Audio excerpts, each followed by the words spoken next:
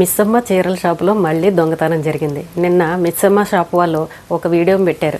అయితే ఖమ్మం బ్రాంచ్లో 4 ఆడవాళ్ళు చక్కగా మంచి పాష్గా ఉన్న కారులో వచ్చి షాప్లోకి వెళ్ళి మొత్తం చీరలన్నీ విప్పి చూసి 4లోనూ ఒక ఆవిడ ఒక చీర మాత్రమే కొందంటే బిల్ వేయించింది. మిగిలిన వాళ్ళు చీరలను కొట్టేసి చక్కగా అక్కడ ఉన్న సెక్యూరిటీని మొత్తానికి మాయ చేసేసి బయటికి వెళ్ళిపోయి ముగ్గురేమో కారులోనూ ఒక ఆవిడ ఆటోలోనూ ఇలా ఎక్కి వెళ్ళిపోయారు.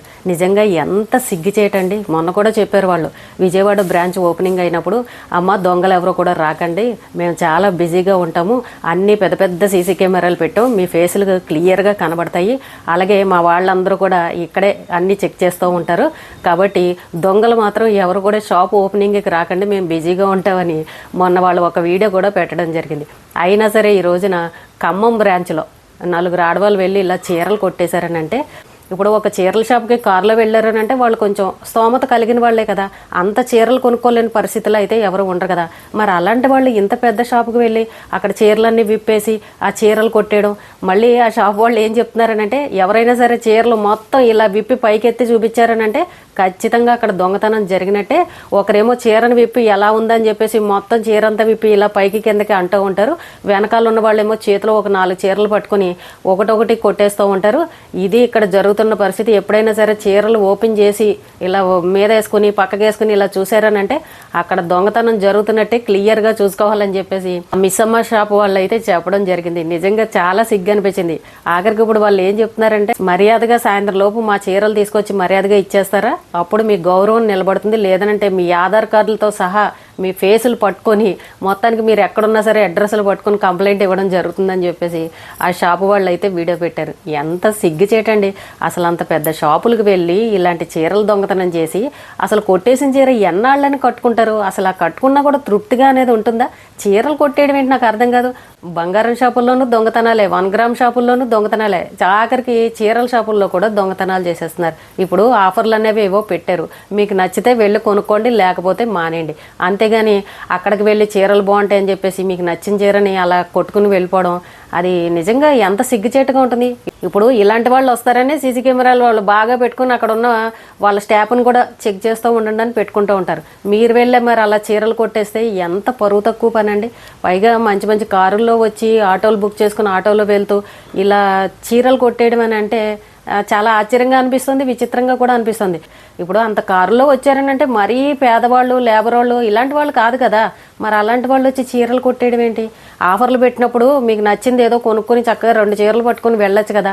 అలాంటప్పుడు ఊరికే టైంపాస్కి షాపులకు వెళ్ళి ఒక చీర కొని ఇంకో 4 చీరలు కొట్టేయడం అని అంటే ఎంత అసహ్యంగా ఉంటుంది చెప్పండి. గతంలో కూడా వీళ్ళ షాప్లో ఇలాగే 50,000 రూపాయల చీరలు కొట్టేస్తే ఇలాగే ఒక వీడియో పెట్టారు.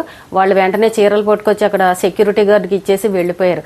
అప్పుడు కూడా ఎందుకులే పోనీలే ఆడవాళ్ళు కదా, ఎందుకు మనం వాళ్ళ ఫేసులు చూపించడం అని చెప్పేసి వాళ్ళు అలా ఇంకా సరేలే మన వస్తువు మనకు వచ్చింది కదా అని సైలెంట్గా ఊరుకున్నారు.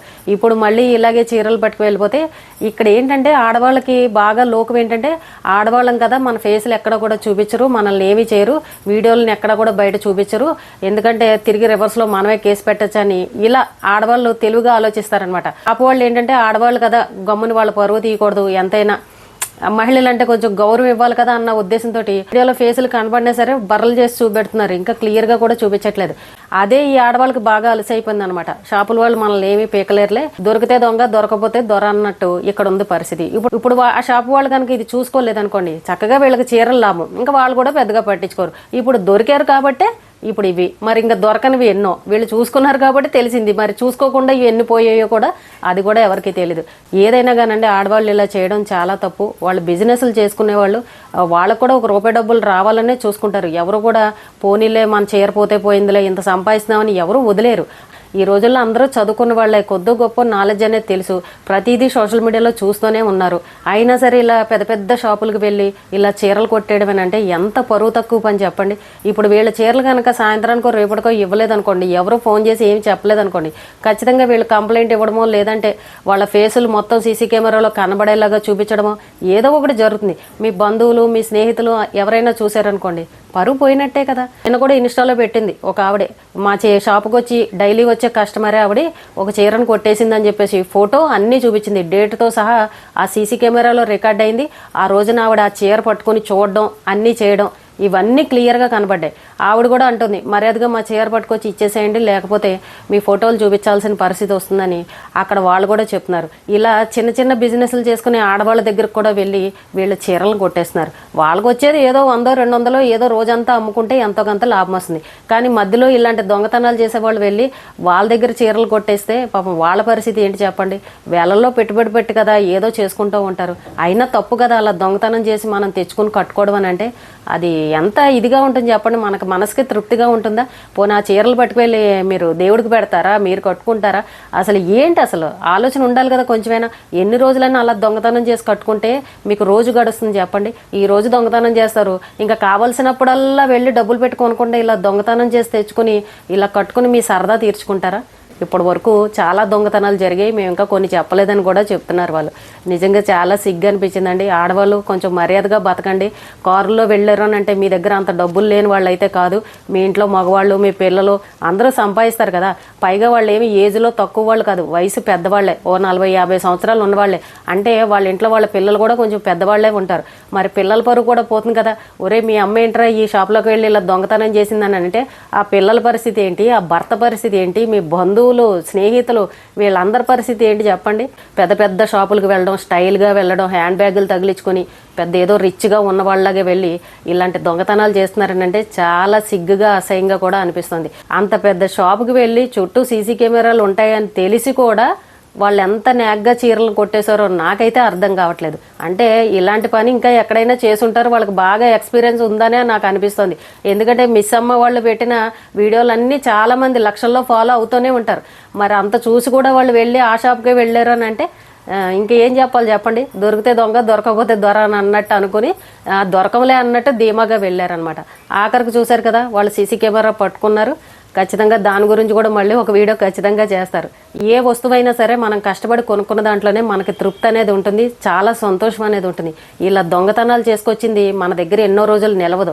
పైగా దానివల్ల పరువు పోవడం, నలుగురిలోనూ అల్లరిపాలైపోవడం, ఇవి తప్ప రెండోది ఉండదు. కాబట్టి ఆడవాళ్ళు ఎవరైనా సరే ఇప్పుడు ఆషాఢం ఆఫర్లు పెట్టినప్పుడు మీకు నచ్చింది కొనుక్కోండి. మీ స్తోమతకు తగ్గట్టు తక్కువ రేట్లోనే కొనుక్కోండి. వేలల్లో పెట్టి కొనాలని ఏమీ ఇది లేదు కదా. వాళ్ళు ఏమీ బలవంతం చేసి మా షాపుకి రండి మీరు కొనుక్కోండి అని వాళ్ళు ఏమి బలవంతంగా మనల్ని పిలవరు కదా. వాళ్ళు పెట్టిన ఆఫర్లు మీకు నచ్చితేనే కొనుక్కోండి. మీ స్థాయి ఎంతో మీరు ఎంతవరకు పెట్టగలరో ఆ రేట్లోనే మీరు చీరలు కొనుక్కోండి, తప్పేముంది. అంతేగాని ఎవరో ఏ అమ్మో 10,000 రూపాయలు చీర కట్టింది నాకు అది కావాలని ఆ ఆశ తీరక షాపులకు వెళ్ళి దొంగతనం చేసి తెచ్చుకొని కట్టుకోవడం అది ఎంతవరకు కరెక్ట్? సిగ్గు అనిపించట్లేదా?